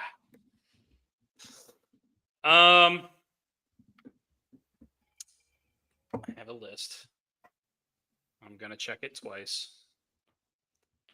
Wow, there's so many good answers. You stink. I stink. Oh. Yeah, he's on my list. I figured. It's not a rock concert. Give me Voldemort at number 1. He's a pretty bad guy. I don't think he doesn't have very many redeeming qualities. I'm gonna go Voldemort number 1. He doesn't have a nose. You're right. He He's very looks sneaky. looks like a penis. Looks like a serpent. I'm a massive Harry Potter guy, so So am this is my bonding moment with my mother. It's the one thing we could always do whenever Over those movies came Voldemort out. looking like the head of your penis. No, those are blue dicks that were on that shirt. So, All right, Brian, you get to go All second. right. Who's the second best movie Weird, villain dude. of all time? Kelsey, Weird- that was well weird- done. That Weird was thing well for you done. guys. Weird thing for you guys to bond over. Okay. Whoa! Moving All on. right. Dustin's job is to keep us on the rails, and that was very Brian, smooth. are Well you gonna done. pick? Are you gonna pick Coach Red Bow U from from Waterboy? No, but great, No. great one. I might Great add that to one. my list. No, I'm going with the Joker, specifically the Heath Ledger Joker. Yeah, that was my next one. I was gonna take. That's probably my favorite movie ever. If you knew me around high school, you know I would watch that movie a million times. That's a really good one. Hard to tell. Yeah, gotta be it. That was my number 1 overall. With that being gone, I can't take this one because I never watch the movies and I don't really love them. So I am gonna go with Michael Myers. Damn it. Michael Myers is a good answer. Obviously, Saturday Night Live. You You get another one there, Brooksy. know, Michael Myers is not from Saturday Night Live. And yes, he is. And give me Bane Wow. All right. Mhm.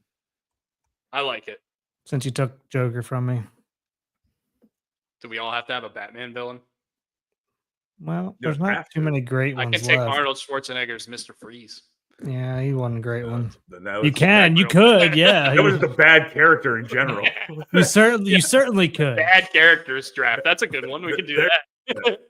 Bad movies, bad characters. All right, Brian, what do you got here? All right, this one's for Haley and Katie. We're going with Cruella DeVille because we're all dog friends, dog lovers, and you can't hate on dogs. Cruella DeVille just sucked. Cruella DeVille is a great answer. Hmm. I've got so many that I want to pick.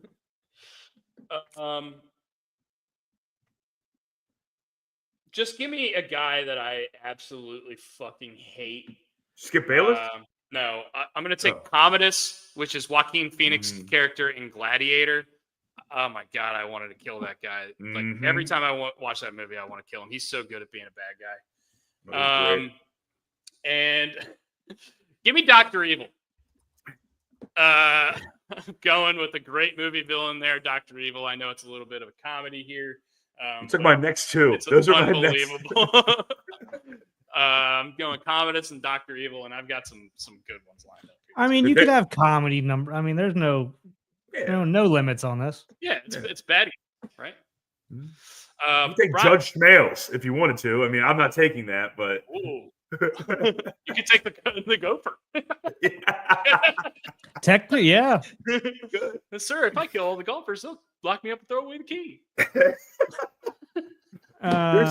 There's so many heavy hitters here, man. It's ridiculous. And Yeah, we could do 10 here. Honestly, we could do 10 if you guys want to. I mean, Yeah, it'll be Is it me? It's me, right? It is you. It is. All right. Damn it. All right. I'm going Hans Gruber. Shoot Wow. the glass. Hans Gruber was my second favorite Hans on this list, believe it or not. But that's a great answer. Obviously, Alan Rickman from Die Hard there. Alan Rickman just so good at playing a douche. He was amazing. R.I.P. He was a sheriff in Nottingham, I think, in the original Robin Hood. Yes, he was. Holy shit, Men of Thieves. Good pull. What a pull. Like the one said Jenny from Forrest Gump. Jenny from Forrest Gump is on my list. Oh, no, it's doing it. Jenny from Forrest Gump, piece of shit. I'll let you guys fight over that one, but I'm gonna go with Shooter McGavin as my first before the turn. Shooter McGavin is great. I mean, it's one of the most memorable from my childhood for sure. Yeah, without doubt. Could you take Eddie Martell now if you want? No, No, I'll leave don't that do one to for you. Dusty. You're Don't not do even that to a has Dusty. been. You're a never was. I'll leave you with that one. Is that your car? Shit. Where was the other one I was looking at?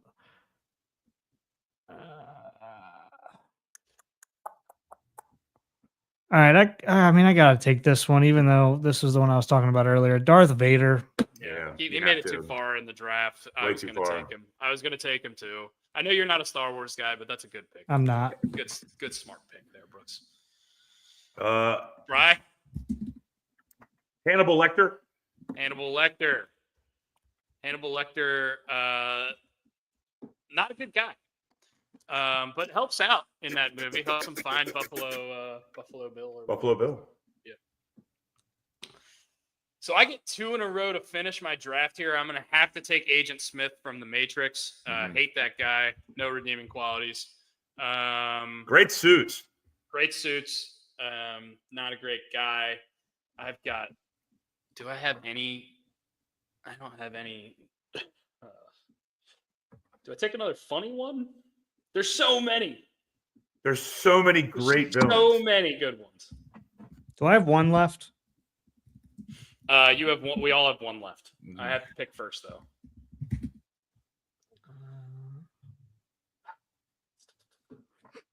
Now, I have a question while Dusty thinks. Can I pick a duo for villains?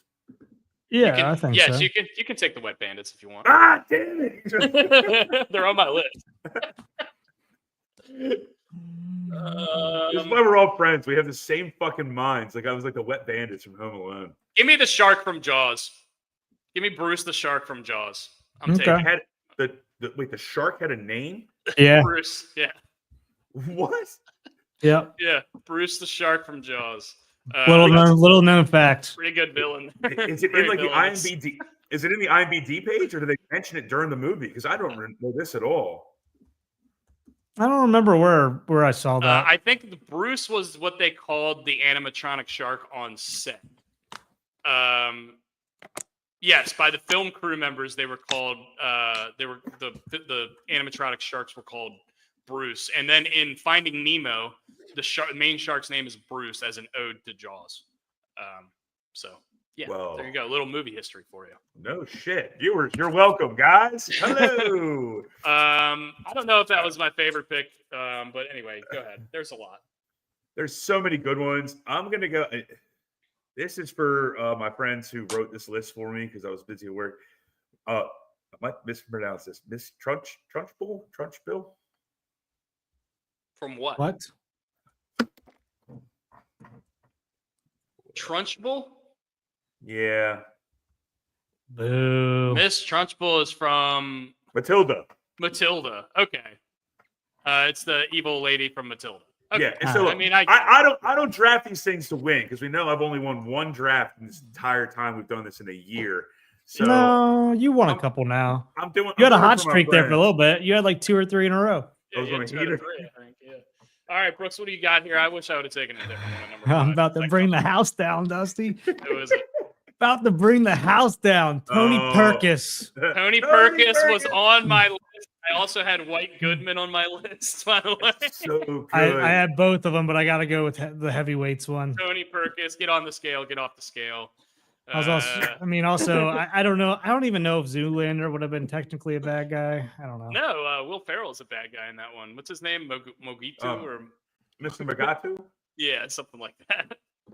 All right. I've got so many honorable mentions. You guys go ahead. Lex Luthor wasn't used. Yeah, go ahead. There's so many. Thanos. Thanos is The Loki. Wicked Witch of the West. I mean, how did we? I have her on my list. What a bitch.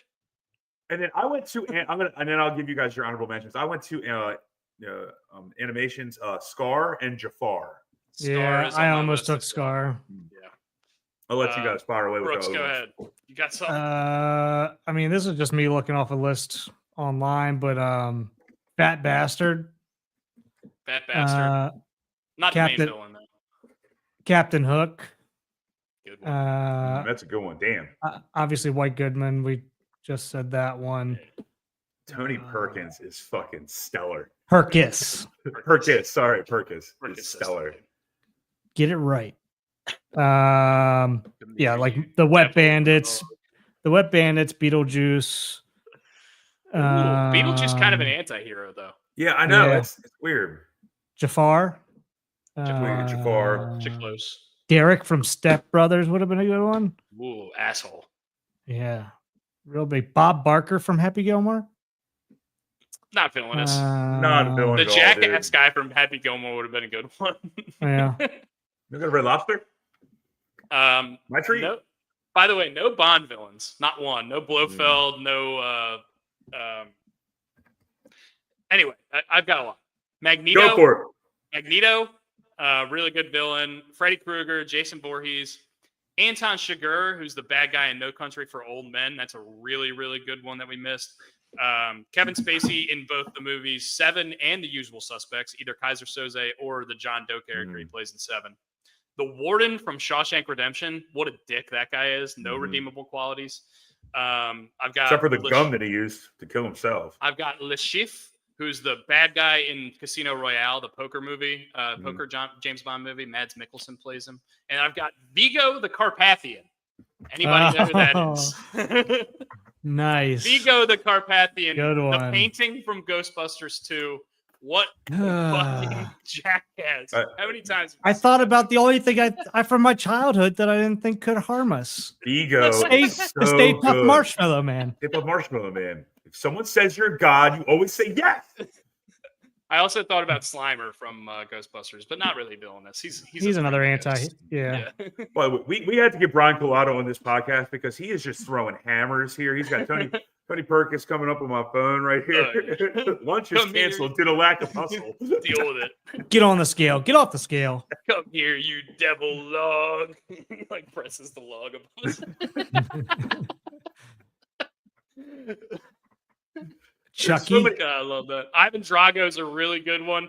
Wow, that's a big heavy hitter we missed. Did we miss Drago? I didn't even put him down, honestly. I didn't even think about And him. then Clubber Who's the Lang, bad guy in Over the Top? That's a good one too. Can't remember his name. I forget. A lot of really good ones. What other ones you see in there, Brooksy? Because I know you're looking up a list. Yeah, none. I'm looking at a few of these. None of them that I'm like loving at the moment. Hans Landa, the Christoph Waltz's character in Inglourious Bastards. The Nazi guy. He's What? the By the way, worst. what a great acting job that was. I think he might have won so an award for that. He did. He won Best Supporting Actor, I think, for that. He plays. He's almost typecast in a lot of those movies. 'Cause he plays that like villain bad guy, like smug dick kind of deal, like really well. You love smug dick. I'm trying to think of more. I had a couple more in my head, but I can't think of them anymore. But yeah, I mean there's a ton. Like I said, we could have done. Ooh, a million. Biff Tannen. Biff Tannen. Oh, I love Back to the Future. Damn. That's That would have been a good one. Yeah. Shit. We're gonna think of Oh, the Judge Smales. Judge Yeah, Brian Smales is said bad. Yeah, Judge. Oh, you Smales. did say that. Well, I didn't What draft him. about- I just brought him up. What about the owner from Major League? Oh yeah. Damn, I don't know her name. forgot. I don't remember her name either. Maybe she's not that memorable after all. Cross him off. The Monstars. That could have been a good. Oh, the team villain. Monstars. Yeah. Or whoever that alien guy is that puts the Monstars together. What? Yeah, I mean, there's just so many. Oh, what's Don Johnson's character in Tin Cup? David Sims David Sims. David Sims. He Yeah. hates old people. And dogs. and dogs. And kids. And kids. Pat Healy from There's Something About Mary. He's the guy with the pencil thin mustache. Matt Dillon. What the fuck is Brett Favre doing here? Seabass from Dumb and Dumber. Sinbad and Jingle All the Way. Oh, he's a mailman too. Even better. Oh, Danny McBride and This Is the End. I mean, Ooh, I love that's a good anything. one. I love anything with Danny McBride in it. That's a good Really. one. That's so good. You know, what's sad is that we all love Danny McBride so much, and we love Eastbound and Down, and then we forgot him in the best fictional athletes. Yeah, we did. That was a big, huge miss. That was a big point of contention. man. Huge miss. Yeah. Did anybody say the Grinch, by the way? That's where I thought No. you guys were going. I didn't take it specifically because I know you guys love the Grinch way more than I do. Not that I hate the Grinch, but you guys like it's your favorite. Yeah. Yeah. I mean, I don't know. We went through a lot of them. What's we could've done what's it. Scarface's name? Tony Montana. Tony Montana. Tony Montana, but he's not a. He's like a lovable villain. Yeah. Whoa, what about Tom Cruise's character in Collateral? I think it is. Oh, Where him and Jamie- the one with Jamie Foxx with the taxi. Yeah. That, Mhm. yeah. Wow, that would be. That's not a movie I think about a lot, but No, I've seen it. It randomly was on the other day. Oh, and whatever fucking Edward Norton's character is in Italian Job, because Italian Job is on at all times throughout the duration of the day on some channel. Edward Norton is a dickhead in a lot of movies. Mm, There could have been an American History X stuff here too. yeah. I can't think of who the worst guy in that movie is. Khan. Somebody yelled Khan. I love that. That's an old Star Trek reference. That's Oh yeah. Well, that's Zippy. That's it. That's Zipper right there, man. Yeah, I mean, we went through a ton of them, guys. Comment, subscribe, let us know which ones we missed, which ones of your favorites that we missed, because there's so many of them. Honestly, like we often happens with our drafts here, it's almost more fun talking about the honorable mentions than it is even doing the draft, because there's just so many good answers. We think about better ones afterwards. I know. And We I put love too that much 'cause- pressure on ourselves. We need to have like a 20-minute conversation about it and then do the draft afterwards. Hey, I love that we'll all text each other like the ones we missed, and we're like, "Damn it!" Like the Yeah. one time we forgot Pat Tillman when we were talking about athletes who we wanted to, who we wanted to give a career redo to. like, damn. Mother Nature. Ooh, that's. I mean, the tornado and Twister. The aliens in Independence Day. The dinosaurs in Jurassic Park. Martian. Yeah, I mean, there's just Plankton from the SpongeBob movie. Dude, we're absolutely we're gonna get crucified on this one. I can feel Oh, we it. definitely are. I can't. The ones believe- where there's a lot of honorable mentions are usually ones we get crucified the most on because everyone has different opinions. It's all about that engagement, though, guys. It's all about that engagement. Remember, guys, we only get 5. We only get 5. Yeah, give us. Uh-oh. Uh-oh, Brooks, you're gone. Oh. Oh, it's a quote from the Italian Job. Never mess with Mother Nature, mother-in-laws, or mother freaking Ukrainians. I forgot about that. Oh, shit. Did Brooks just pee on his own Brooks electronics? What Brooks happened there? I just accidentally hit the leave studio button on accident. It's okay. What was the? I forget what I was even saying. Something about root beer, I think. Whoever the guy What? from Roger Rabbit was, by the way, that's one of the better movies I haven't seen in a while. Oh yeah, if you're gonna let us know who we missed, make sure you at least vote for one of who you thought had the best list. Like do both. Yeah. That helps us. That helps us determine the draft order and some bragging rights. Write something like Brooks, but also you forgot blank, blank, blank. You know, the Or shark just- that eats Samuel L. Jackson in Deep Blue Sea. Somebody just texted me that. Ooh. Remember about when the Samuel L. snake- Jackson what about- was in what about Deep the Blue Sea snakes for on like the- 2 minutes? Snakes on a plane. Oh, what a The snakes that are on the plane. Have you watched the edited version of that when it's on TNT? Yeah, monkey No. fried on this Monday to Friday plane. Look at these monkey fighting snakes on this Monday Friday plane. Yeah, there's so many good ones. We can go through a lot of them. There's some good TV ones too. So keep your head up. Maybe at some point we'll do a TV villain draft. Maybe we could do it next week. Who knows? We'll see how this goes. We're gonna do an extra draft this week, so maybe we'll do best protagonists, best heroes. yeah. We have a lot of stuff to talk about. Some of these movies and some of these TV shows, like you actually end up rooting for the villain, like they're lovable villains, which is an oxymoron. I get, but Yeah, like Dr. Evil. You're not rooting against Dr. Evil the whole movie. He's so funny. Gold member. We I could mean, put him on here. sometimes you want to see them succeed a little bit. Like they can't just always lose. Feel bad for them. Gotta get to some small victories. I mean, he did get the lasers on the Sharks' heads. Oh, dude, you know who I forgot? Is Dieter von Kumpf, who's the bad guy in MacGruber. MacGruber is what MacGruber was one of my favorite movies in college. Yeah. Me and Derek Klein would sit there and just lose it to that movie all the time. Val Kilmer plays Dieter von Kumpf. Who's the guy in Billy Madison that is going against Billy, whatever his fucking name is? Are they Oh, Carl? Carl? no, Carl. No, Carl's good. Carl's good. Carl's I'm gonna give the company to Carl. Yeah, I got good to see you. I got a Mr. Feeney from Brian Culata, and then the Angry Grits. Oh, he's not a Witness. bad guy. Mr. Feeney's a good guy. I also got the Angry Grits Witness from My Cousin Vinny. Ooh, Are those magic grits? By the way, if you ever want to see the best, most clear and concise menu of all time, watch My Cousin Vinny when they go into that little diner, and the menu has 3 items: breakfast, lunch, and dinner. That's all. There's no description or anything. That's And awesome. Joe Pesci just goes, I think we'll take 2 breakfasts. Oh man. Austin's crushing today too, man. Jeez. Oh, That's this is a fun one. This was a good draft. It got the people going. It got us talking. We'll come back with some more. We'll think about it more, and we'll come back with some even more villains that we missed. I mean, there's so many good ones. But anyway, guys, that was our podcast today. Thank you for listening. Thank you for watching and engaging with us. Thank you for my 2 wonderful co-hosts for hanging out with me every Monday and Thursday.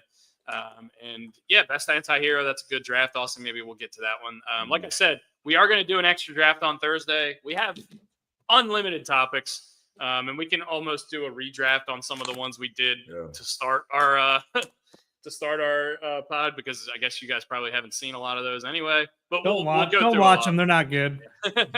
But anyway, thank you guys once again for listening, watching, subscribing, and we appreciate the hell out of you guys. I'm gonna let these other 2 idiots. Call-ins Thursday. Call-ins Thursday. Call-ins on Thursday. I know Antonio probably wants to call in. As we're getting closer to baseball season, we're going to start having some baseball guys on, having a good time with that.